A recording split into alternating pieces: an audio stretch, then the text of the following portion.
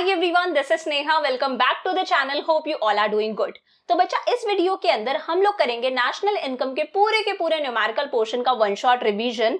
Although national income मैंने already काफी detail के अंदर एक्सप्लेन किया हुआ है, फिर चाहे वो थ्योरेटिकल पोर्शन हो चाहे वो न्यूमेरिकल क्वेश्चंस। तो अगर आपने वो सारी वीडियोस नहीं देखी, चैनल पर हो मैक्रो इकोनॉमिक्स की प्लेलिस्ट के अंदर जाओ, वहां पर सारे वीडियोस आपको सीक्वेंस में मिल जाएंगे। नेशनल इनकम के जितने भी वीडियोस हैं उन्हें एज इट इज सीक्वेंस में फॉलो करो, एक भी वीडियो स्किप मत करना। I am giving you assurance, national income आप लोगों को पूरा आ जाएगा, फिर चाहे वो थ्योरेटिकल पोर्शन हो चाहे वो न्यूमेरिकल क्वेश्चंस। अभी के लिए हम लोग क्या करेंगे बच्चे, हमारे पास में 3 मेथड्स है। कौन कौन से 3 methods? Value added method, income method, expenditure method. तीनों मेथड्स को काफी डिटेल में डिस्कस करेंगे। सबसे पहले तीनों मेथड्स का कॉन्सेप्ट डिस्कस करेंगे कि किस मेथड से क्या निकलता है, कैसे निकलता है, देन तीनों मेथड्स के क्वेश्चंस करके इसे कंप्लीट करेंगे। So without wasting any time let's start. सबसे पहले तो बच्चा टॉपिक पर आने से पहले कुछ कन्वर्जन्स हम लोग डिस्कस कर लेते हैं कि कैसे ग्रॉस को नेट में कन्वर्ट करते हैं, कैसे नेट को ग्रॉस में कन्वर्ट करते हैं। तो सबसे पहला जो हमारे पास में कन्वर्जन है बच्चा, वो है ग्रॉस का और नेट का। किसका? Gross and net. तो बेटा देखो, अगर आपको नेट निकालना है और क्वेश्चन के अंदर ग्रॉस गिवन है, क्या निकालना है? नेट निकालना है। क्वेश्चन में ग्रॉस गिवन है तो ग्रॉस में से डेप्रीशिएशन माइनस कर देना, आपको क्या मिल जाएगा? नेट मिल जाएगा। जो निकालना है उसे हमेशा लेफ्ट हैंड साइड रखते हैं, जो गिवन है ऑलरेडी उसे राइट हैंड साइड रखते हैं और उसमें एडजस्टमेंट करते हैं। अगर नेट निकालना है तो क्या करोगे? Net is equal to gross आपके पास में गिवन है, ग्रॉस में से डेप्रीशिएशन को माइनस कर दोगे। वहीं उल्टा अगर आपको ग्रॉस निकालना है तब क्या करोगे? तो नेट गिवन है, नेट में डेप्रीशिएशन को प्लस कर दोगे। याद हो गया? नेट निकालना है तो ग्रॉस में से डेप्रीशिएशन को माइनस करोगे, और अगर ग्रॉस निकालना है तो नेट के अंदर डेप्रीशिएशन को प्लस कर दोगे। एक चीज यहां पर आपको याद रखनी है बच्चा, डेप्रीशिएशन का दूसरा नाम क्या है? तो डेप्रीशिएशन को बच्चा हम लोग प्यार से बोलते हैं कंजम्पशन ऑफ फिक्स्ड कैपिटल। ये याद रखना है आपको। डेप्रीशिएशन का दूसरा नाम क्या है? Consumption of fixed capital. क्या है दूसरा नाम? Consumption of fixed capital. तो नेट निकालना है तो ग्रॉस में से डेप्रीशिएशन को माइनस करोगे, यानी कि कंजम्पशन ऑफ फिक्स्ड कैपिटल को माइनस करोगे। ग्रॉस निकालना है तो नेट में डेप्रीशिएशन को ऐड करोगे। फर्स्ट क्लियर हो गया। सेकेंड कन्वर्जन है डोमेस्टिक और नेशनल का। देखो, एक होती है डोमेस्टिक इनकम, वो इनकम जो हमने हमारी कंट्री की डोमेस्टिक टेरिटरी के अंदर अर्न करी है, और एक होती है नेशनल इनकम। अगर आपको नेशनल इनकम निकालनी है तो डोमेस्टिक इनकम में एनएफआईए को ऐड करेंगे। अब आप पूछोगे एनएफआईए क्या होता है? अभी बताती हूँ बेटा। अगर नेशनल इनकम निकालनी है तो डोमेस्टिक इनकम में एनएफआईए को क्या करेंगे? प्लस करेंगे। उल्टा अगर डोमेस्टिक इनकम निकालनी है तो नेशनल इनकम में से एनएफआईए को माइनस करेंगे। सबसे पहले तो भाई एनएफआईए होता क्या है? तो बेटा एनएफआईए की फुल फॉर्म है net factor income from abroad. क्या है?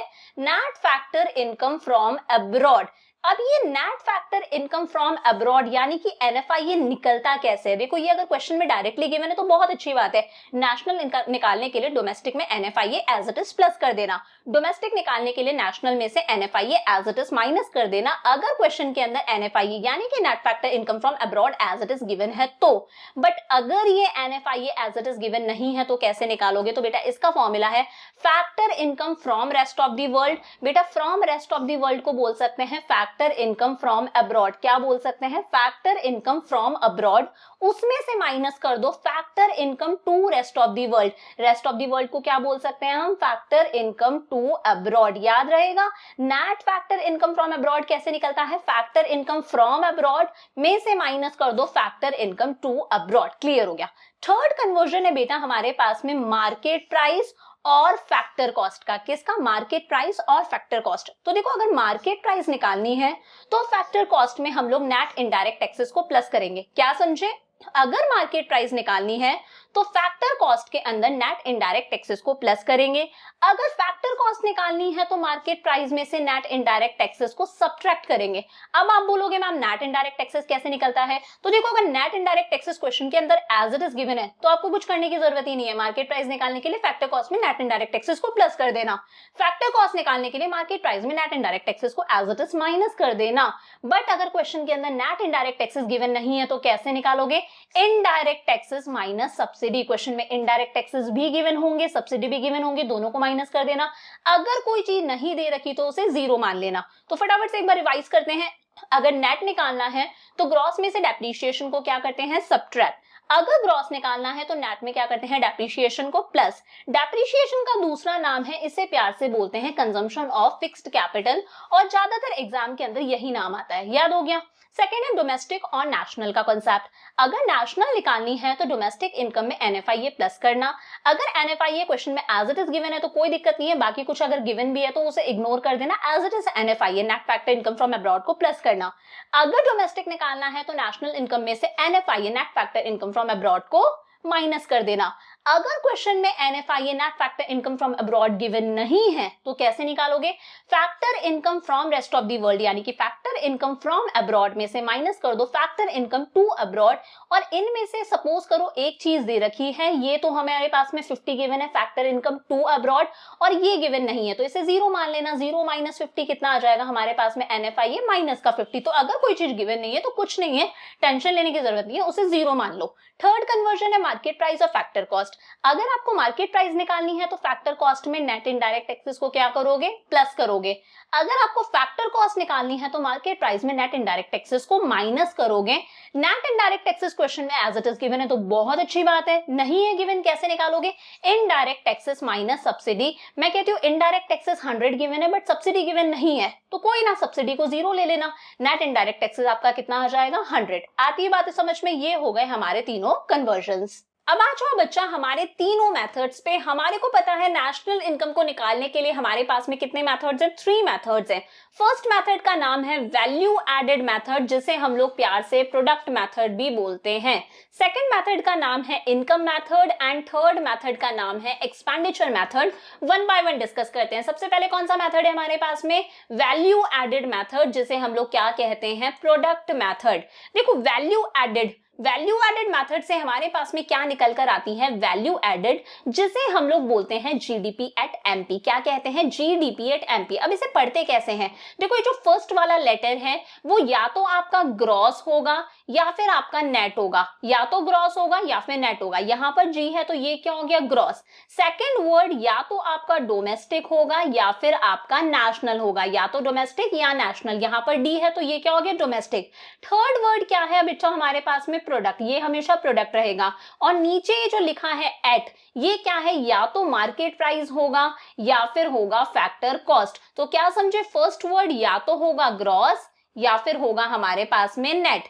सेकंड वर्ड या होगा डोमेस्टिक या फिर होगा हमारे पास में नेशनल। थर्ड वर्ड हमेशा हमारे पास में सेम चलता है, दैट इज प्रोडक्ट। और नीचे जो छोटा सा लिखा है ये या तो हो सकता है मार्केट प्राइस या फिर ये हो सकता है फैक्टर कॉस्ट। तो ये क्या है हमारे पास में, जीडीपी एट एमपी, मतलब gross domestic product at market price. तो बेटा वैल्यू एडेड मेथड यानी कि प्रोडक्ट मेथड से हमें क्या मिलता है, वैल्यू एडेड, जिसे हम लोग बोलते हैं GDP at MP, gross domestic product at market price, या फिर इसका दूसरा नाम है gross value added at market price. क्या कहते हैं, gross value added at market price. क्या कहते हैं, gross value added at market price. याद रखना ये फिक्स है कि जब भी आप वैल्यू एडेड मेथड निकालोगे, चाहे क्वेश्चन में कुछ भी पूछा हो आपसे, निकलकर हमेशा सिर्फ और सिर्फ क्या आएगा, जीडीपी एट एमपी, जिसे हम लोग जीवीए एट एमपी भी बोलते हैं, gross value added at market price. फिर आप कन्वर्ट करते रहना। तो वैल्यू एडेड मेथड से क्या निकल कर आएगा हमारे पास में, जीडीपी एट एमपी। अब बात आती है कैसे निकल कर आएगा जीडीपी एट एमपी। तो बेटा इसका फॉर्मूला है value of output minus intermediate consumption. क्या है formula, value of output minus intermediate consumption. देखो क्वेश्चन के अंदर अगर value of output as it is given है तो कुछ नहीं करना, वैल्यू ऑफ आउटपुट में से इंटरमीडिएट कंजम्पशन को माइनस कर देना। बट प्रॉब्लम तब आती है जब क्वेश्चन के अंदर value of output as it is given ना हो। तो बेटा वैल्यू ऑफ आउटपुट कैसे निकालते हैं, वैल्यू ऑफ आउटपुट कैसे निकालते हैं, तो इसका बहुत ही सिंपल सा फॉर्मूला है, sales plus change in stock, sales plus change in stock. कैसे निकालते हैं value of output, sales plus change in stock. Sales question के अंदर गिवन होगी। अब आप पूछोगे मैम चेंज इन स्टॉक कैसे निकाले, तो देखो चेंज इन स्टॉक भी अगर क्वेश्चन के अंदर एज इट इज गिवन है तो बहुत अच्छी बात है, नहीं तो चेंज इन स्टॉक कैसे निकालते हैं, देखो चेंज को हम लोग ये डेल्टा साइन से शो करते हैं। चेंज इन स्टॉक निकालने का सिंपल सा फॉर्मूला है closing stock minus opening stock. कैसे निकालोगे? Closing stock minus opening stock. तो वैल्यू ऑफ आउटपुट कैसे निकला? Sales plus change in stock. Change in stock कैसे निकलता है? Closing stock minus opening stock. उसमें से माइनस कर दिया हम लोगों ने हमारा इंटरमीडिएट कंजम्पशन। याद हो गया? फर्स्ट मेथड का क्या नाम है? Value added method. प्यार से क्या बोलते हैं? Product method. इस मेथड से क्या निकलती है? वैल्यू एडेड, जिसे हम लोग बोलते हैं GDP at MP, gross domestic product at market price, या फिर GVA at MP, gross value added at market price. कैसे निकलता है? Value of output minus intermediate consumption. अगर क्वेश्चन के अंदर value of output as it is given नहीं है तो वैल्यू ऑफ आउटपुट कैसे निकालोगे? Sales plus change in stock. Change in stock अगर एज इट इज गिवन है तो बहुत अच्छी बात है, नहीं है गिवन तो कैसे निकालोगे? Closing stock minus opening stock, तो हमें मिल जाएगा चेंज इन स्टॉक, माइनस कर दिया इंटरमीडिएट कंजम्पशन। इसी के साथ में एक चीज और बता देती हूँ बेटा, सेल्स जो होती है वो दो तरह की होती है। एक तो होता है कि हम लोगों ने हमारी ही कंट्री के अंदर सेल करा, तो उसे हम लोग बोलते हैं डोमेस्टिक सेल्स। एक हो सकता है हम लोगों ने अब्रॉड भी सेल करा हो, दूसरी कंट्री को भी सेल करा हो, उसे हम लोग बोलते हैं एक्सपोर्ट। तो बेटा अगर क्वेश्चन में स्पेसिफिकली गिवन हो डोमेस्टिक सेल्स, एक्सपोर्ट्स, तो दोनों को प्लस कर देना तो हमें टोटल सेल्स मिल जाएंगी। बट अगर स्पेसिफिकली गिवन नहीं है, डायरेक्टली सेल्स गिवन है, तो सेल्स में डोमेस्टिक सेल्स और एक्सपोर्ट्स दोनों इंक्लूड हो गया। फिर अगर आपको मान लो क्वेश्चन के अंदर सेल्स भी गिवन है और अलग से एक्सपोर्ट्स भी गिवन है, तो देखो सेल्स है, सेल्स का मतलब इसके अंदर डोमेस्टिक सेल्स और एक्सपोर्ट्स दोनों ऑलरेडी इंक्लूडेड है, तो इस एक्सपोर्ट को आप क्या कर दोगे? इग्नोर कर दोगे। और अगर सेल्स गिवन नहीं है, इस तरह से लिखा है भाई, डोमेस्टिक सेल्स अलग लिखा है, एक्सपोर्ट्स अलग लिखा है, तो दोनों को प्लस कर देना, हमें हमारी सेल्स मिल जाएंगी। ठीक वैसे ही इंटरमीडिएट कंजम्पशन भी है, जो रॉ मटेरियल हम खरीदते हैं। तो हो सकता है रॉ मटेरियल हम लोगों ने हमारी डोमेस्टिक कंट्री से ही खरीदा हो, फॉर एग्जांपल इंडिया में से ही खरीद लिया हो सकता है रॉ मटेरियल हम लोगों ने इंपोर्ट करा हो। तो अगर डायरेक्टली इंटरमीडिएट कंजम्पशन दे रखा है, मतलब पूरा का पूरा हमारा इंटरमीडिएट कंजम्पशन गिवन है, बट अगर आगे वर्ड डोमेस्टिक लगा हुआ है कि भाई ये क्या है? Domestic purchase of raw material, अलग से इंपोर्ट्स लिखा है, तो दोनों को प्लस कर देना, हमें हमारा टोटल इंटरमीडिएट कंजम्पशन पता चल जाएगा। आ गई बात समझ में? तो वैल्यू एडेड मेथड से क्या निकल कर आएगा? GDP at MP. कैसे निकलेगा? Value of output minus intermediate consumption. Value of output question के अंदर गिवन नहीं हो तो कैसे निकालोगे? Sales plus change in stock, आगे इंटरमीडिएट कंजम्पशन माइनस कर दिया। चेंज इन स्टॉक क्वेश्चन में एज इट इज गिवन है तो बहुत अच्छी बात है, नहीं है गिवन तो कैसे निकालोगे? Closing stock minus opening stock. दोनों में से कोई एक चीज गिवन है, दूसरा गिवन नहीं है, तो उसे जीरो मान लेना।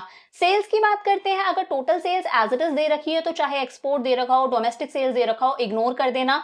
बट अगर sales as it is given नहीं है, ऐसे स्पेसिफिकली मेंशन्ड है कि ये डोमेस्टिक सेल्स है, एक्सपोर्ट्स है, तो दोनों को प्लस कर देना, हमें हमारी टोटल सेल्स पता चल जाएगी। इंटरमीडिएट कंजम्पशन की रॉ मटेरियल का परचेज अगर आपको डोमेस्टिक परचेज अलग से दे रखा है, इंपोर्ट्स अलग से दे रखा है, तो दोनों को प्लस कर देना। अगर डायरेक्टली बस ऐसे लिखा है इंटरमीडिएट कंजम्पशन, तो बेटा उसमें ऑलरेडी डोमेस्टिक कंजम्पशन भी आ गया, इंपोर्ट किया हुआ भी आ गया, तो बाकी इन दोनों को इग्नोर कर देना। तो वैल्यू एडेड मेथड क्लियर हो गया। अब बेटा यहां पर क्या निकल के आ गया? GDP at MP. फिर अगर आपको कन्वर्जन करना है तो आप आराम से कन्वर्जन कर सकते हो। फॉर एग्जांपल मैं कहती हूं मुझे क्वेश्चन के अंदर निकालना है, क्वेश्चन है calculation of NNP at FC. NNP at FC निकालना है। बेटा एक चीज याद दिला दूं, नेशनल इनकम को प्यार से बोलते हैं NNP at FC. National income को प्यार से बोला जाता है एनएनपी एट एफसी। क्या कहते हैं? NNP at FC. याद रहेगा हमेशा। तो अगर हमें एनएनपी एट एफसी निकालना है तो इस मेथड से क्या निकल के आ गया? GDP at MP. हम कन्वर्जन कर देंगे। सपोज एनएनपी एट एफसी निकालना है तो हम लोग लिखेंगे भाई एनएनपी एट एफसी, जो निकालना है उसे लेफ्ट हैंड साइड रखो, इक्वल्स टू जो ऑलरेडी गिवन है हमारे पास में क्या निकल कर आ जाएगा? जीडीपी एट एमपी, उसे राइट साइड रख दो। अब उसमें चेंजेस करो। देखो ये क्या है? ग्रॉस। यहां पर इसे पढ़ो, ये क्या है? NNP at FC, net national product at factor cost. तो ग्रॉस को नेट में करने के लिए क्या करते हैं? पीछे देखा था डेप्रीशिएशन माइनस। ग्रॉस को नेट में कन्वर्ट करने के लिए क्या करते हैं? Depreciation minus. अगर नेट निकालना है, ग्रॉस गिवन है तो डेप्रीशिएशन माइनस। ग्रॉस है, ग्रॉस को नेट में कन्वर्ट करने के लिए डेप्रीशिएशन माइनस करा। डोमेस्टिक है, डोमेस्टिक को नेशनल में कन्वर्ट करना है, तो देखो क्वेश्चन के अंदर हमारे पास में डोमेस्टिक गिवन है, डोमेस्टिक को नेशनल में कन्वर्ट अगर करना है तो क्या करेंगे? एनएफआईए प्लस, तो आगे प्लस कर दो NFIA, net factor income from abroad. Product same है, मार्केट प्राइस को फैक्टर कॉस्ट में कन्वर्ट करना है, मार्केट प्राइस को फैक्टर कॉस्ट के अंदर कन्वर्ट करना है। मार्केट प्राइस गिवन है, हमें फैक्टर कॉस्ट चाहिए, तो नेट इनडायरेक्ट टैक्सेस को हम माइनस कर देंगे, माइनस नेट इनडायरेक्ट टैक्सेस। तो कुछ इस तरह से हम लोग कन्वर्जन्स करते हैं, ये अभी आगे मैं सिखा दूंगी। अब बेटा इसका क्वेश्चन करके देखते हैं। देखो क्वेश्चन में क्या निकालना है? Net value added at factor cost. ठीक है भाई, आप क्वेश्चन को देखकर पहचानोगे कि क्वेश्चन में कौन सा मेथड लगेगा। फॉर एग्जांपल इस क्वेश्चन में सेल्स गिवन है, इस क्वेश्चन के अंदर इंटरमीडिएट परचेज गिवन है, इस क्वेश्चन के अंदर import of raw material, closing stock, opening stock, ये सारी चीजें गिवन है। तो देख के समझ में आ गया भाई यहाँ पर कौन सा मेथड लगता है, फर्स्ट मेथड लगता है। अब याद करो बेटा फर्स्ट मेथड से हमें क्या मिलता है, फर्स्ट मेथड से हमें क्या मिलता है। तो पीछे मैंने बताया था फर्स्ट मेथड से हमें मिलता है जीडीपी एट एमपी। क्या मिलता है, जीडीपी एट एमपी, और इसी का दूसरा नाम है GVA at MP, GVA at MP. क्या था बेटा फॉर्मूला, वैल्यू ऑफ आउटपुट। क्या था formula, value of output minus intermediate consumption, minus intermediate consumption, intermediate consumption. अब देखो बेटा क्वेश्चन के अंदर वैल्यू ऑफ आउटपुट गिवन है क्या, नहीं है गिवन। तो मैंने बताया था वैल्यू ऑफ आउटपुट हम लोग कैसे निकाल देते हैं, sales plus change in stock. कैसे निकालते हैं, sales plus change in stock. उसमें से माइनस करना है हम लोगों को हमारा इंटरमीडिएट कंजम्पशन। सेल्स कितनी दे रखी है बेटा क्वेश्चन के अंदर, 800। कितनी है क्वेश्चन के अंदर sales, 800 plus change in stock question में गिवन नहीं है। तो याद करो चेंज इन स्टॉक कैसे निकालते हैं, closing stock minus opening stock. तो मैं डायरेक्ट निकाल देती हूँ, क्लोजिंग स्टॉक कितना है 20 माइनस ओपनिंग स्टॉक कितना है 50, ये bracket close, minus intermediate consumption. Intermediate consumption को बेटा इंटरमीडिएट परचेज भी बोलते हैं। ये कितना है हमारे पास में 500। अब आप बोलोगे मैम आपने कुछ चीजें इग्नोर कर दी, purchase of machinery for own use. बेटा हमें सिर्फ वही चीजें लेनी है जो हमारे फॉर्मूला के अंदर गिवन है, एक्स्ट्रा चीजों को इग्नोर कर दो। देखो सेल्स गिवन है, तो सेल्स के आगे ना डोमेस्टिक वर्ड लिखा हुआ है ना कुछ, तो सेल्स में डोमेस्टिक भी आ गई और एक्सपोर्ट्स भी आ गए। तो अगर अलग से एक्सपोर्ट्स गिवन है तो उसे इग्नोर कर दो। इंटरमीडिएट परचेज हम लोगों ने ले लिया, purchase of machinery for own use, ये कहीं आया था फॉर्मूला में, नहीं आया था, इग्नोर कर दो। इंटरमीडिएट परचेज में हमारा डोमेस्टिक परचेज भी आ गया और इंपोर्ट्स भी आ गए, तो अलग से जो इंपोर्ट्स दे रखे हैं उसे इग्नोर कर दो। अगर यहाँ पर लिखा हुआ होता डोमेस्टिक इंटरमीडिएट परचेज, कि सिर्फ डोमेस्टिक कंट्री से परचेज करा हुआ, तो हम इस इंपोर्ट को भी ऐड करते। अगर यहाँ पर सेल्स के आगे लिखा हुआ होता डोमेस्टिक सेल्स, तो हम इस एक्सपोर्ट्स को भी ऐड करते। बट वहां पर पूरा पूरा सेल्स और इंटरमीडिएट परचेज दे रखा है, मतलब समझ में आ रहा है वो टोटल सेल्स और टोटल इंटरमीडिएट परचेज है। तो ये कितना आ गया बेटा हमारे पास में 800 प्लस 20 में से 50 गया तो माइनस का 30 आएगा क्योंकि 50 बड़ा है, माइनस 500। तो बेटा ये हो गया हमारे पास में 800 माइनस 30 माइनस 500। 800 में से 500 गया हमारे पास में, तो ये आ गया 300, और 300 में से ये गया हमारे पास में 30, तो ये आता है बेटा हमारे पास में 270। आगे क्या लगा दो, लैख कितना आ गया 270 लैक्स। और ये क्या आया है बच्चा हमारा जीडीपी एट एमपी या फिर जीवीए एट एमपी। क्या आया है, जीडीपी एट एमपी बोल सकते हो, चाहे आप बोल दो gross value added at market price. कितना आ गया 270 लैक्स। अब देखो हमें क्वेश्चन में क्या निकालना है, हमें निकालना है net value added at factor cost. क्या निकालना है, net value added at factor cost. आगे कर देते हैं, क्या निकालना है, net value added at factor cost. Short में लिखती हूं NVA एट FC, ये हमें निकालना है। हमारे पास में क्या निकल कर आया, अगर वैल्यू एडेड की भाषा में दिख रखा है तो हम भी वैल्यू एडेड लिख देते हैं। हमारे पास में निकल कर आया GVA एट MP। क्या निकल कर आया, GVA एट MP। क्या निकल कर आया, GVA एट MP। देखो जो निकालना है वो लेफ्ट साइड रखो, जो ऑलरेडी गिवन है जो आ गया उसे राइट साइड रखो और उसमें एडजस्टमेंट करो। अब ये फर्स्ट वर्ड क्या है, ग्रॉस। ग्रॉस को नेट में चेंज करना है तो माइनस करेंगे हम लोग डेप्रीशिएशन। वैल्यू वैल्यू सेम है, एडेड एडेड सेम है। मार्केट प्राइस को फैक्टर कॉस्ट में चेंज करना है, मार्केट प्राइस को फैक्टर कॉस्ट में चेंज करना है। मार्केट प्राइस गिवन है, हमें फैक्टर कॉस्ट लेकर आना है, तो नेट इनडायरेक्ट टैक्सेस को हम लोग क्या कर देंगे, माइनस। तो माइनस कर दो net indirect taxes, net indirect taxes. तो बेटा net value added at factor cost is equal to GVA at MP. कितना आया था 270, ये लिख दिया 270, माइनस कर दो डेप्रीशिएशन। डेप्रीशिएशन कितना है बेटा 30। याद रखना डेप्रीशिएशन का दूसरा नाम है consumption of fixed capital, minus कर दिया।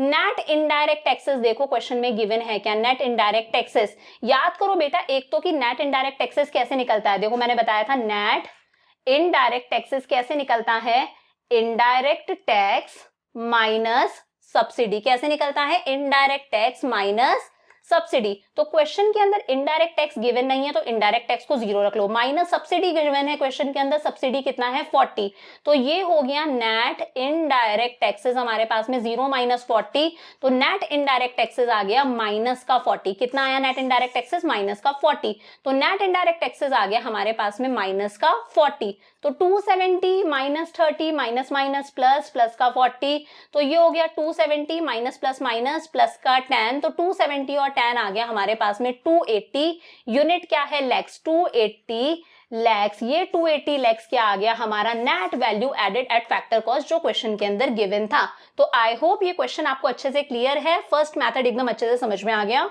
अब बच्चा सेकंड मेथड है हमारे पास में इनकम मेथड। देखो जिस तरह से first method value added method से हमें क्या मिला था जीडीपी एट एमपी या फिर बोल सकते थे जीवीए एट एमपी, सेम उसी तरह से इनकम मेथड से बच्चा हमें मिलता है एनडीपी एट एफसी। अब मेरे साथ साथ में पढ़ना है, इसे कैसे बोल सकते हैं, फर्स्ट वर्ड या तो नेट होगा या फिर ग्रॉस, तो ये क्या है नेट, सेकंड वर्ड या तो डोमेस्टिक होगा या फिर नेशनल, तो ये क्या है डोमेस्टिक, थर्ड वर्ड सेम है प्रोडक्ट होता है, और लास्ट हमारा ये जो नीचे लिखा हुआ है ये या तो मार्केट प्राइस होगा या फिर फैक्टर कॉस्ट, तो ये क्या हो गया net domestic product at factor cost, क्या है net domestic product at factor cost. बेटा यहां पर इनकम मेथड से हमें क्या मिलता है एनडीपी एट एफसी। बस दो छोटी छोटी सी बातें हैं, ऐसे ही बता देती हूं। देखो अगर क्वेश्चन डायरेक्टली बोल दे कि भाई नेशनल इनकम निकालो, क्या निकालो, क्वेश्चन कह दे भाई नेशनल इनकम निकालो, तो मैं बता देती हूँ नेशनल इनकम को प्यार से बोलते हैं एनएनपी एट एफसी। क्या कहते हैं NNP at FC, net national product at factor cost. वहीं अगर क्वेश्चन बोल देता है डायरेक्टली कि डोमेस्टिक इनकम निकालो, क्या निकालो डोमेस्टिक इनकम निकालो, तो बेटा डोमेस्टिक इनकम को हम लोग बोलते हैं एनडीपी एट एफसी। क्या बोलते हैं NDP at FC, net domestic product at factor cost. दोनों बिल्कुल सेम है, एक ही डिफरेंस है, यहां पर नेशनल है यहां पर डोमेस्टिक है, तो ये हमेशा याद रखना है। इनकम मेथड से हमें क्या मिलता है एनडीपी एट एफसी, क्या मिलता है एनडीपी एट एफसी, क्या मिलता है एनडीपी एट एफसी, जिसे हम लोग प्यार से बोलते हैं क्या डोमेस्टिक इनकम, क्या domestic income. Value added method से क्या मिलता है जीडीपी एट एमपी, चाहे आप कह लो GVA at MP. Income method से हमें क्या मिलता है NDP at FC, net domestic product at factor cost, जिसे हम लोग डोमेस्टिक इनकम भी बोल सकते हैं। अब देखो एनडीपी एट एफसी कैसे निकालोगे, तो एनडीपी एट एफसी निकालने के लिए आपको तीन चीजें चाहिए। सबसे पहला है कॉम्पनसेशन ऑफ एम्प्लॉइज, क्या कॉम्पनसेशन ऑफ एम्प्लॉइज, सेकंड है ऑपरेटिंग सरप्लस और थर्ड है मिक्स्ड इनकम।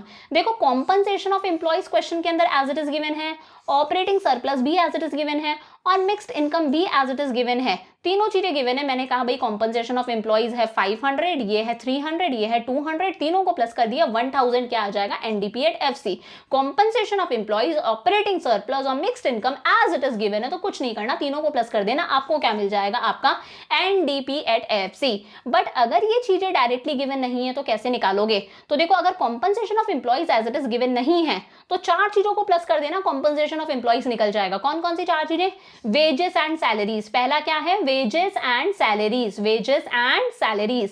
सेकंड है पेमेंट इन काइंड, देखो एम्प्लॉय को हो सकता है कार दे दी, ठीक है, एम्प्लॉयर ने हो सकता है एम्प्लॉय को एक रहने के लिए घर दे दिया, तो यहां पर वो पेमेंट कैश में नहीं करा, किस में करा है काइंड में करा है, कोई चीज देकर। तो पहला है वेजेस एंड सैलरी, सेकंड है पेमेंट इन काइंड, थर्ड है employers contribution to social security, employer ने एम्प्लॉय के पीएफ के अंदर पैसा डाला प्रोविडेंट फंड के लिए, उसको कोई अदर बेनिफिट दे दिया सोशल सिक्योरिटी से रिलेटेड, उसे ग्रेचुटी दे दी। तो एम्प्लॉयर अगर कोई भी कॉन्ट्रीब्यूशन कर रहा है एम्प्लॉय की सोशल सिक्योरिटी के लिए तो वो है थर्ड चीज। अगर कभी क्वेश्चन के अंदर इस एम्प्लॉयर वर्ड की जगह पर आ जाए एम्प्लॉईज कॉन्ट्रीब्यूशन, एम्प्लॉई का खुद का कॉन्ट्रीब्यूशन, तो कुछ नहीं करना, इग्नोर कर देना, हमें सिर्फ एम्प्लॉयर का कॉन्ट्रीब्यूशन लेना होता है, एम्प्लॉई का खुद का कॉन्ट्रीब्यूशन नहीं लेते, कंफ्यूज करने के लिए क्वेश्चन में आता है, इग्नोर कर देना, कुछ मत करना। और फोर्थ है पेंशन ऑन रिटायरमेंट, तो अगर क्वेश्चन के अंदर compensation of employees as it is given है और साथ में वेजेस ऑन सैलरीज या फिर एम्प्लॉयर का कॉन्ट्रीब्यूशन ऐसा कुछ भी गिवन है, तो नीचे वाली चीजों को इग्नोर कर देना, क्योंकि कॉम्पनसेशन ऑफ एम्प्लॉइज में ऑलरेडी ये चारों चीजें इंक्लूड हो जाती हैं। बट अगर कॉम्पनसेशन ऑफ एम्प्लॉइज क्वेश्चन के अंदर गिवन नहीं है तो इन चारों चीजों को प्लस कर देना। कौन कौन सी चारों चीजें, wages and salary, payment in kind, employers contribution to social security and pension on retirement.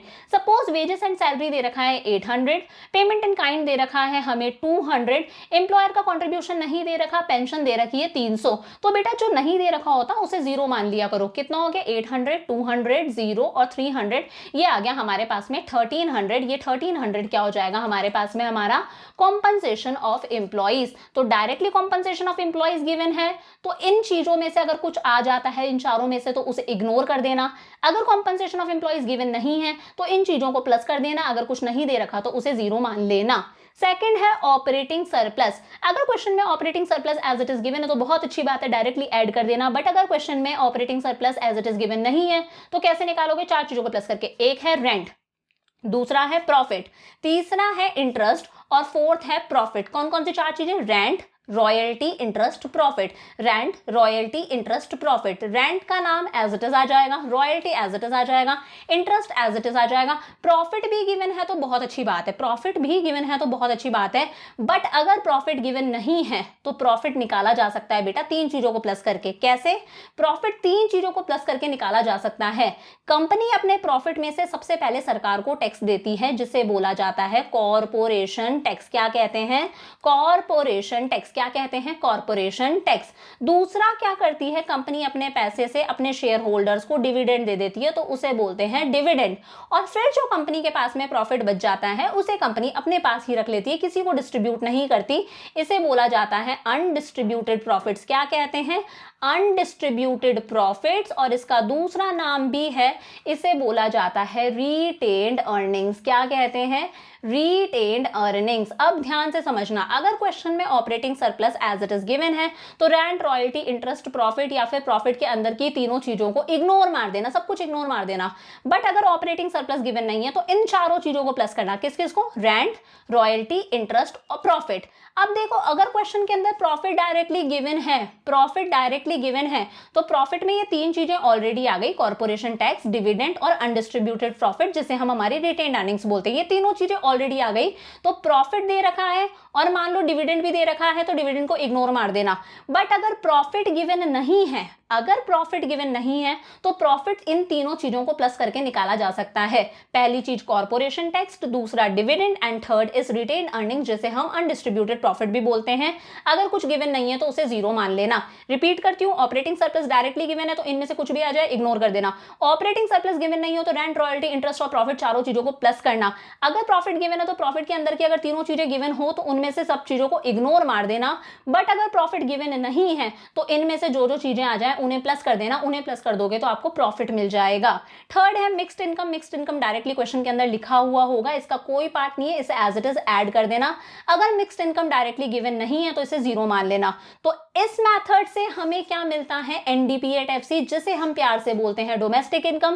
तीन चीजों को प्लस करके आएगा, compensation of employees, operating surplus, mixed income. Compensation of employees as it is given है तो बहुत अच्छी बात है, नहीं तो चार चीजों को प्लस कर देना। Wages and salary, payment in kind, employers contribution to social security, pension on retirement, employee का कंट्रीब्यूशन आए तो इग्नोर मार देना। ऑपरेटिंग सरप्लस डायरेक्टली गिवन है तो बहुत अच्छी बात है, नहीं तो चार चीजों को प्लस कर देना, रेंट, रॉयल्टी, इंटरेस्ट और प्रॉफिट। प्रॉफिट भी एज इट इज गिवन है, अंदर की तीनों चीजों को इग्नोर मार देना। बट अगर profit as it is given नहीं है तो कॉर्पोरेशन टैक्स, डिविडेंड और अनडिस्ट्रीब्यूटेड प्रॉफिट्स यानी कि रिटेन्ड अर्निंग्स को प्लस कर देना। Mixed income as it is given होगा, ऐड कर देना, नहीं है गिवन, जीरो मान लेना। क्या मिल जाएगा बेटा हमें? एनडीपीएट-एफसी। फिर मान लो क्वेश्चन ने हमसे पूछ लिया भाई नेशनल इनकम निकालो, यानी कि निकालो एनएनपी-एफसी। तो जो निकालना है वो राइट साइड लिखा, सॉरी लेफ्ट साइड लिखा। जो ऑलरेडी गिवन है उसे हम लोगों ने राइट साइड लिख लिया। कन्वर्जन करो, नेट नेट सेम है, प्रोडक्ट सेम है, फैक्टर कॉस्ट सेम है, बस डोमेस्टिक को नेशनल में कन्वर्ट करना है। डोमेस्टिक को नेशनल में कन्वर्ट करने के लिए एनएफआईए प्लस कर देते हैं, net factor income from abroad plus कर देते हैं, पीछे आया था। डोमेस्टिक को नेशनल में कन्वर्ट करना है, नेशनल निकालना है, डोमेस्टिक गिवन है, एनएफआईए को क्या कर देंगे हम लोग? प्लस कर देंगे, तो हमें मिल जाएगा एनएनपी-एफसी। करके देखें इसका भी क्वेश्चन। तो बेटा इसके क्वेश्चन के अंदर ये बोलता है नेशनल इनकम निकालो, तो नेशनल इनकम को हम लोग बोलते हैं एनएनपी-एफसी। अब देखो क्वेश्चन के अंदर वेजेस एंड सैलरीज गिवन है, कॉर्पोरेशन टैक्स गिवन है, इंटरेस्ट गिवन है, डिविडेंड गिवन है, सोशल सिक्योरिटी कंट्रीब्यूशन गिवन है। तो देख के समझ में आ गया भाई सेकंड मेथड लगता है। अब कुछ भी निकालना हो हमें तो सेकंड मेथड से क्या मिलेगा? हमें सेकंड मेथड से मिलता है बेटा एनडीपी-एफसी। ठीक है, कैसे निकलता है बेटा? तीन चीजों को प्लस करके। पहला है कॉम्पनसेशन ऑफ एम्प्लॉइज। क्या है पहला? Compensation of employees. सेकंड है ऑपरेटिंग सरप्लस। और तीसरा है हमारे पास में मिक्स्ड इनकम। तीन चीजें प्लस करनी है। तो कॉम्पनसेशन ऑफ एम्प्लॉयज तो डायरेक्टली गिवन नहीं है। याद करो कॉम्पनसेशन ऑफ एम्प्लॉयज के अंदर चार चीजें आती है, रेंट नहीं आता, ये आता है वेजेस एंड सैलरी। क्या आता है? Wages and salary. तो कॉम्पनसेशन ऑफ एम्प्लॉयज के अंदर वेजेस एंड सैलरी आ गया। और क्या दे रखा है बेटा? Social security contribution by employer दे रखा है। तो social security contribution by employer कितना है? 100 है। ये आ गया। दो ही चीजें गिवन है, बाकी की दो चीजें गिवन नहीं है। पेमेंट इन काइंड गिवन नहीं है, पेंशन ऑन रिटायरमेंट गिवन नहीं है। कोई बात नहीं, जो गिवन नहीं है उसे जीरो मान लो। फिर क्या है? Operating surplus. अब ऑपरेटिंग सरप्लस में आता है रेंट। तो पहला आ गया भाई रेंट। रेंट कितना है?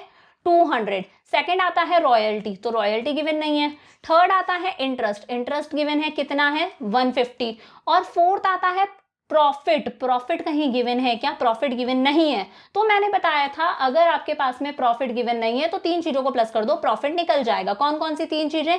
पहला है कॉर्पोरेशन टैक्स, दूसरा है डिविडेंड जो कि है 50, और थर्ड है रिटेन अर्निंग्स जिसे अनडिस्ट्रीब्यूटेड प्रॉफिट भी बोलते हैं। कितना है? 20। तो प्रॉफिट कितना हो गया? 30 प्लस 50 80, 80 प्लस 20 100। प्रॉफिट कितना हो गया? 100। तो ये हो गया प्रॉफिट 100। क्या करा बच्चा? 200 हम लोगों ने लिखा हमारा रेंट, फिर 150 हम लोगों ने लिखा हमारा इंटरेस्ट, रॉयल्टी गिवन नहीं है था, प्रॉफिट हम लोगों ने निकाल दिया अनडिस्ट्रीब्यूटेड प्रॉफिट, कॉर्पोरेशन टैक्स और डिविडेंड, तीनों चीजों को प्लस करके तो प्रॉफिट आ गया हम लोगों के पास में हमारा 100। तो ये हो गया हमारा प्रॉफिट। प्लस थर्ड है मिक्स्ड इनकम। देखो मिक्स्ड इनकम गिवन है क्या? मिक्स्ड इनकम क्वेश्चन में गिवन नहीं है, तो कोई बात नहीं, जीरो मान लो। तो ये कितना आ जाएगा बेटा? एनडीपी एट एफसी हमारे पास में 700 प्लस 100 800 प्लस 20 और ये हो 200 और ये हो गया 300 400, ये हो गया 450। वो जीरो की कोई वैल्यू नहीं है। तो एनडीपी एट एफसी हमारे पास में आ गया 1250। कितना आ गया? 1250। यूनिट क्या है? अच्छा करोड़ है, तो ये आ गया 1250 करोड़। हमें निकालना है नेशनल इनकम यानी कि एनएनपी एट एफसी। जो निकालना है उसे लेफ्ट हैंड साइड रखो, इक्वल्स टू जो ऑलरेडी आ गया उसे राइट साइड रखो और उसमें एडजस्टमेंट करो। नेट नेट सेम है, प्रोडक्ट प्रोडक्ट सेम है, फैक्टर कॉस्ट सेम है। डोमेस्टिक को नेशनल में लेकर जाना है, डोमेस्टिक को नेशनल में लेकर जाना है, तो क्या करोगे? Plus NFIA net factor income from abroad. तो एनडीपी एट एफसी कितना आया? 1250। अब देखते हैं net factor income from abroad. Net factor income from abroad, बेटा फैक्टर इनकम टू अब्रॉड दे रखा है। क्या दे रखा है? Factor income to abroad. तो net factor income from abroad निकालने का फॉर्मूला क्या था? फैक्टर इनकम फ्रॉम अब्रॉड, पहले फ्रॉम लिखते हैं बेटा, हमें कितनी मिली है ना? Factor income from abroad minus factor income to abroad, factor income to abroad. अब देखो फैक्टर इनकम फ्रॉम अब्रॉड तो दे नहीं रखी, कोई बात नहीं, जीरो लिख लो। Minus factor income to abroad दे रखी है जो कि है 10। तो 0 माइनस 10 कितना आया? माइनस का 10। तो हमारा एनएफआईए कितना आ गया बेटा हमारे पास में? माइनस का 10। तो ये प्लस कर दो माइनस का 10। तो 1250 प्लस माइनस माइनस 10 गया, हमें मिला 1240 करोड़। ये 1240 करोड़ क्या है? हमारी नेशनल इनकम, जिसे हम लोग प्यार से बोलते हैं एनएनपी एट एफसी। तो आई होप सेकंड मेथड भी क्लियर हो गया आप लोगों को।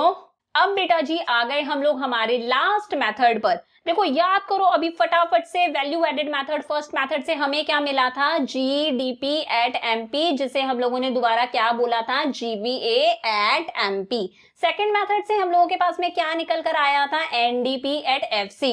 अब है एक्सपेंडिचर मेथड बेटा, और एक्सपेंडिचर मेथड से हमें मिलता है जीडीपी एट एमपी। तो एक चीज आपको याद रह जाएगी कि फर्स्ट मेथड से भी जीडीपी एट एमपी निकलता है, और थर्ड मेथड एक्सपेंडिचर मेथड से भी हमें जीडीपी एट एमपी ही मिलता है। याद रहेगा, फर्स्ट मेथड से भी जीडीपी एट एमपी मिलता है, जिसे हम जीवीए एट एमपी भी बोलते हैं, क्योंकि वहां पर वैल्यू एडेड हम लोग निकाल रहे हैं। सेकंड मेथड से कुछ अलग निकलता है, एनडीपी एट एफसी, जिसे डोमेस्टिक इनकम भी बोलते हैं, और थर्ड मेथड से अगेन सेम चीजें निकलती हैं, जीडीपी एट एमपी। तो याद रखना वैल्यू एडेड मेथड और एक्सपेंडिचर मेथड दोनों से हमें क्या मिलता है? GDP at MP. ठीक है भाई, जीडीपी एट एमपी मिलता है, gross domestic product at market price. कैसे निकलेगा? चार चीजों को प्लस कर देना बेटा, प्राइवेट फाइनल कंजम्पशन एक्सपेंडिचर, हम लोग हाउस होल्ड सेक्टर जो खर्चा करता है उस खर्चे को बोलते हैं प्राइवेट फाइनल कंजम्पशन एक्सपेंडिचर, जिसे हम लोग डिनोट करते हैं कैपिटल सी से। फर्स्ट चीज क्या है, प्राइवेट फाइनल कंजम्पशन एक्सपेंडिचर, यानी कि हाउस होल्ड सेक्टर जो खर्चा करता है किससे डिनोट करते हैं, सी से, समझ गए।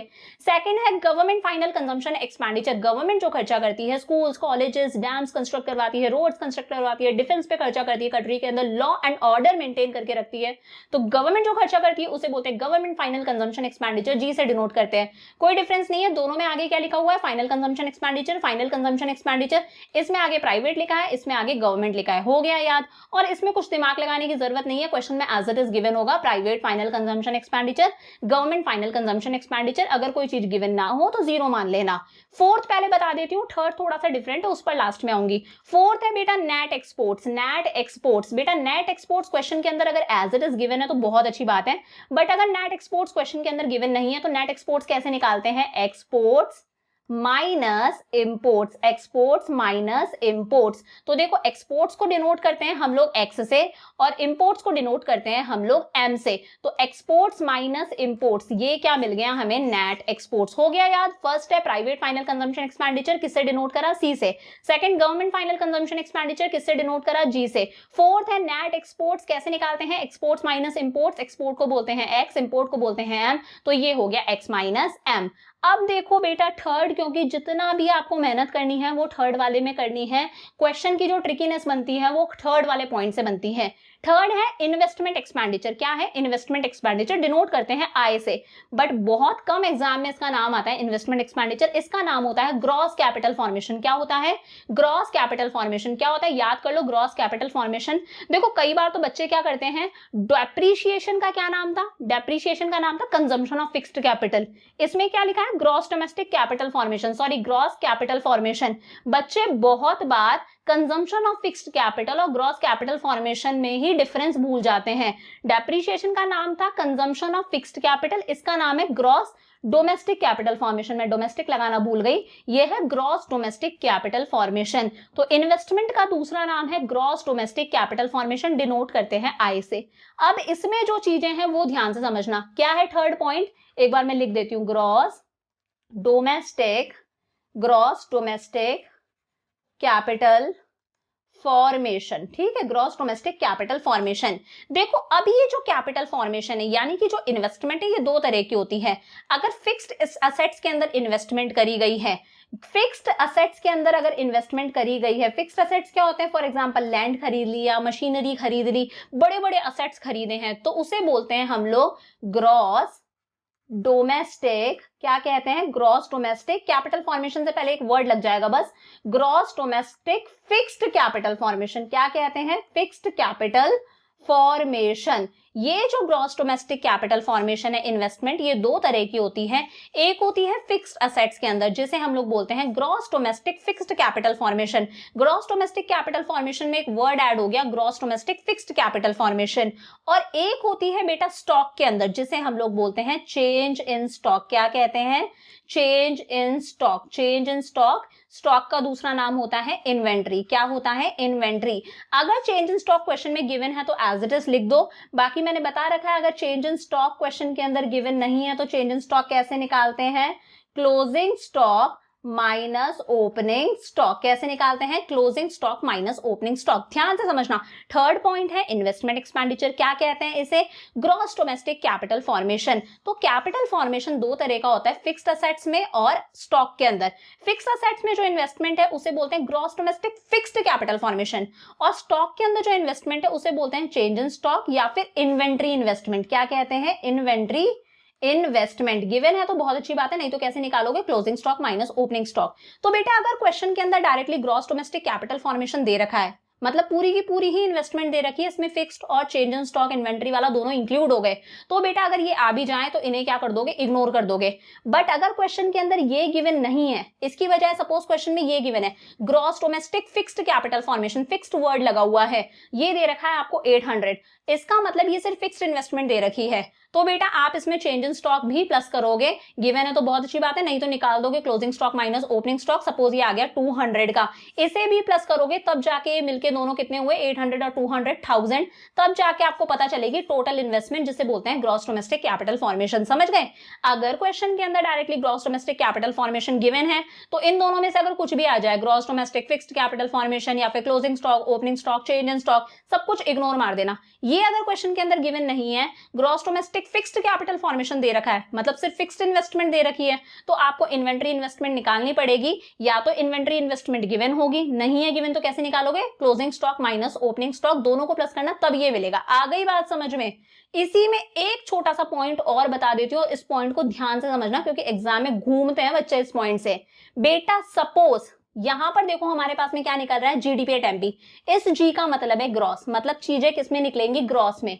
अगर गलती से इस इन्वेस्टमेंट में इस ग्रॉस वर्ड की जगह पर नेट वर्ड लिखा हुआ आ जाए, इस ग्रॉस वर्ड की जगह पर नेट वर्ड लिखा हुआ आ जाए, कुछ नहीं करना, अगर नेट लिखा हुआ आ जाए तुरंत वहीं पर डेप्रिसिएशन प्लस कर देना, तो वो नेट किस में कन्वर्ट हो जाएगा? ग्रॉस में, क्योंकि हमें यहाँ पर ग्रॉस चाहिए, हम जीडीपी एट एमपी निकाल रहे हैं। आ गई ना बात समझ में?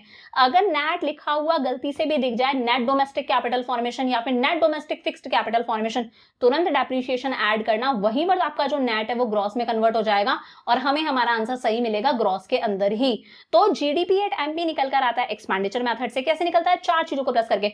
प्राइवेट फाइनल कंजम्पशन एक्सपेंडिचर सी से डिनोट करते हैं, गवर्नमेंट फाइनल कंजम्पशन एक्सपेंडिचर जी से डिनोट करते हैं, इन्वेस्टमेंट एक्सपेंडिचर आई से डिनोट करते हैं, जिसे बेसिकली हम लोग बोलते हैं gross domestic capital formation. As it is given है तो बहुत अच्छी बात है, नहीं है गिवन तो 2 चीजों को प्लस कर देना, gross domestic fixed capital formation plus change in stock, इसे इन्वेंट्री इन्वेस्टमेंट भी बोलते हैं। गिवन है तो अच्छी बात है, नहीं तो कैसे निकालोगे? Closing stock minus opening stock. यहां पर अगर गलती से भी ग्रॉस की जगह पर नेट लिखा हुआ आ जाए तो तुरंत ही डेप्रिसिएशन प्लस कर देना, ग्रॉस में कन्वर्ट हो जाएगा, क्योंकि हमें हमारा आंसर ग्रॉस में चाहिए। लास्ट है नेट एक्सपोर्ट्स। अगर गिवन है तो एज इट इज बहुत अच्छी बात है, नेट एक्सपोर्ट्स भी गिवन है, इंपोर्ट भी गिवन है, तो इंपोर्ट को इग्नोर मार देना। नेट एक्सपोर्ट्स गिवन है, एक्सपोर्ट्स भी गिवन है, इग्नोर मार देना, क्योंकि हमें नेट एक्सपोर्ट चाहिए, एक्सपोर्ट माइनस इंपोर्ट। अब फॉर एग्जांपल आपके पास में एक्सपोर्ट्स तो गिवन नहीं है, इंपोर्ट 100 गिवन है, तो आप 0 माइनस 100 कर दोगे। एक्सपोर्ट्स गिवन नहीं है तो एक्सपोर्ट्स को 0 माना, इंपोर्ट्स गिवन है 100, तो कितना आएगा? माइनस का 100। नेट एक्सपोर्ट्स कितना आ जाएगा? माइनस का 100। इन चारों को प्लस कर देना, आपको मिल जाएगा जीडीपी एट एमपी। बाकी जो निकालना है आराम से कन्वर्जन होता रहेगा। तो इसका क्वेश्चन देखते हैं बेटा, यहां पर क्या निकालना है? Net domestic product at factor cost. क्या निकालना है? NDP at FC. क्या निकालना है? Net domestic product at factor cost. भाई इंफॉर्मेशन देखो, private final consumption expenditure, government final consumption expenditure, gross domestic fixed capital formation, देख के समझ में आ रहा है थर्ड मेथड लगेगा, और थर्ड मेथड से क्या निकल कर आता है? GDP at MP. कैसे निकलता है? Private final consumption expenditure plus government final consumption expenditure plus gross domestic capital formation plus net export minus import. ठीक है भाई, तो private final consumption expenditure given है, प्राइवेट फाइनल कंजम्पशन एक्सपेंडिचर कितना है? 8000 प्लस हमारे पास में government final consumption expenditure, sorry ये क्या हो गया मेरे पेन को, वन सेकेंड, हाँ, तो बेटा हमारे पास में government final consumption expenditure given है, कितना है हमारे पास में? ये है 1000 प्लस इन्वेस्टमेंट। अब इन्वेस्टमेंट ढूंढो, देखो क्या लिखा है? Gross domestic fixed capital formation. ये हमें फिक्स्ड इन्वेस्टमेंट दे रखी है, gross domestic fixed capital formation कितनी है? 500। Gross domestic fixed capital formation, fixed word add हो गया, मतलब इसके अंदर इन्वेंट्री वाला इंक्लूड नहीं है, हमें इंक्लूड करना पड़ेगा। तो बेटा change in stock directly given है, change in stock directly given है, closing stock minus opening stock directly given है, कितना है? 100। दोनों को प्लस कर दो तो ये 600 हमारे पास में आ जाएगा, हमारा ग्रॉस डोमेस्टिक कैपिटल फॉर्मेशन, मतलब फिक्स्ड वर्ड हट जाएगा। तो इन्वेस्टमेंट कैसे निकालेंगे? Gross domestic fixed capital formation कितना था? 500। फिक्स्ड वर्ड लग रखा था, दोबारा से गड़बड़ हो गई, सॉरी, तो 1 मिनट बस। हाँ, तो हम लोगों ने क्या करा, यहां पर हमारे पास में फिक्स वर्ड लग रखा था तो 500 लिया और 100 लिया, तो 500 और 100 को प्लस कर दिया, हमें हमारी इन्वेस्टमेंट मिल गई। थर्ड हमें लेना है नेट एक्सपोर्ट्स। नेट एक्सपोर्ट्स ढूंढो, क्वेश्चन के अंदर गिवन नहीं है, तो कैसे निकालते हैं? Export minus import.